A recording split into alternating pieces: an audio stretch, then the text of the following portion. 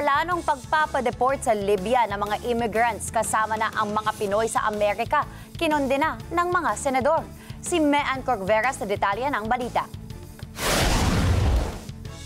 Kinundina ng mga senador ang umano'y plano ng Estados Unidos na ipadala sa Libya ang mga Asian immigrants kabilang na ang mga Pinoy na nahaharap sa deportation.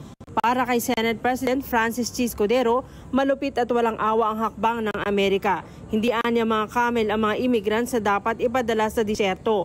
Umapila si Escudero kay Philippine Ambassador to the U.S. Jose Manuel Romualdez na tignan ang estado ng lahat ng mga Pilipino na nakatakdang ipa-deport at bigyan ng legal assistance kung kinakailangan.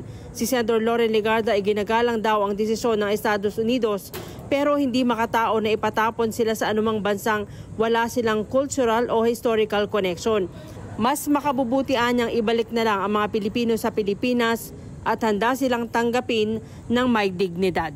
Mean Corvera para sa Mata ng Agila, matatag, matapang, matapat.